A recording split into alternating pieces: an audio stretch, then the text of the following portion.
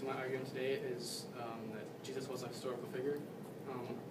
My paper is, "For God so loved the world that he gave his only begotten Son, that whosoever believes in him shall not perish, but have eternal life." John 3:16. This is not a fictional quote. Jesus did exist, proved by many historians, philosophers, and professors. Jesus was a true historical figure. He did die on the cross, and he did raise from the dead. Jesus did exist, and he was here. Jesus is not only referred to in the Bible, there are other historical documents and historians that account for Jesus' life and death. Four of which being Josephus, Spontaneous, Christus, and Tacitus. An account from the document reporting on Emperor Nero's decision to blame the Christians for the fire that destroyed Rome in AD 64. The Roman historian Tacitus wrote, "Nero fasted the guild and a class hated for the abominations called Christians by the populace.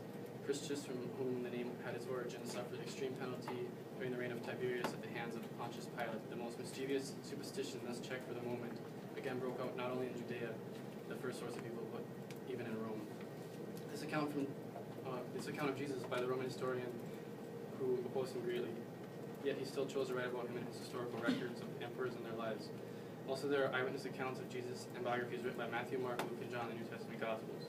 This to me shows that Jesus must have been doing things that greatly upset many people of his time, such as forgiving sins, healing sick, blind, lame, and also, most of all, claiming to be the Son of God.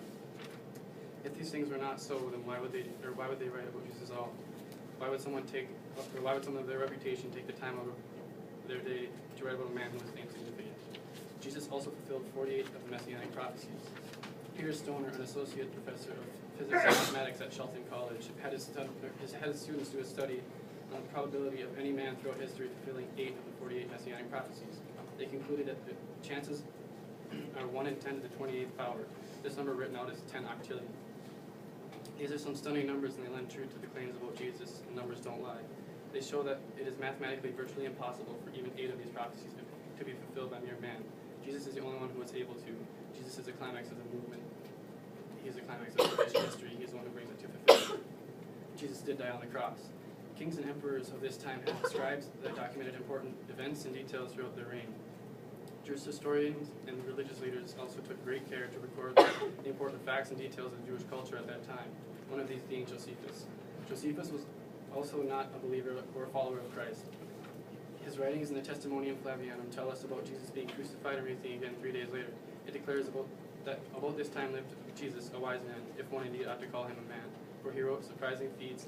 He was the Christ. When Pilate condemned him to be crucified, those who had come to love him did not give up their affections for him.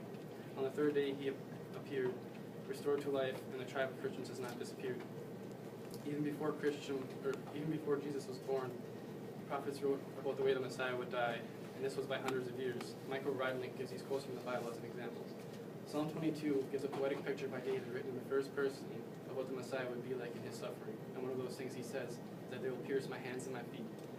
Now David wrote before crucifixion was known, probably by about 300 years. Also Isaiah 53 says, "He was pierced through for our iniquities." So there's a purpose. He dies not just because he's a martyr, but because he's a substitute for sin. Mark and Luke were contemporaries of Jesus and wrote biographies based on the information of many eyewitnesses. Matthew, Mark, Luke, and John are 4 very reliable accounts of Jesus' beating, death on the cross, and resurrection in the New Testament Gospels. Mark Strauss explains, "The New Testament Gospels are by far our earliest and most reliable Bible records of Jesus of Nazareth. All of the New Testament Gospels are written in the 1st century and are remarkably close to the events themselves. But in fact, eyewitnesses are still around. If they were passing on untruths and not passing on reliable history, we would expect eyewitnesses to say, wait a minute, that's not how it happened." Matthew 27:57-60, there came a rich man from Hermantown named Joseph, who had himself become a disciple of Jesus. Going to Pilate, he asked for the body, and Pilate ordered it given to him. Joseph took the body and wrapped it in clean linen cloth, and placed it in his own tomb that he had cut out of the rock. He rolled a big stone in front of the entrance of the tomb and went away. The Gospel of Matthew, Mark, Luke, and John tell us that Jesus was buried in the tomb of Joseph of Arimathea. That statement is remarkable and certainly a historical event. Evidence for that being that Joseph is identified as a member of the Council of the Sanhedrin that condemned Jesus. J.P. Moreland, professor of philosophy at Biola University, says, "The presence of Joseph of Arimathea in the empty tomb narrative indicates that this is a historically remarkable account of what really happened. His name would have been known to people in those days very much like a United States senator would be today. It would have been very clear where his tomb was, and there would have been no question about the location of Jesus' burial. It also, I think, indicates that the burial account of Jesus could not have been made up. My third argument is that Jesus did raise from the dead. When talking about the empty tomb, the most interesting part about that story is that women discovered the tomb empty, not men. And why is this significant? Because in the first century Jewish culture, the testimony of women was not considered reliable. They were not even allowed to testify in the court of law. So if the writers of the Gospels were going to make up and generate a story as they go, they certainly would not have said that women discovered the tomb empty because it hurts their case. In fact, the first century audience that they were trying to convince it was an actual historical event, they would have told that it was Peter or John who discovered the tomb. Some man discovered the tomb. Why would they want to hurt their own case by saying that it was women who found the tomb empty? The second strand of evidence for the resurrection is the 515 eyewitnesses who personally encountered the resurrected Jesus. I've interviewed eminent psychologists who told me convincingly that this could not have been a product of hallucinations. Among the eyewitnesses were skeptics like Saul of Tarsus and the predecessor of Jesus, or a prosecutor of Christians, and James, the half-brother of Jesus, who wasn't a follower of Jesus at this time, states Lee Strobel.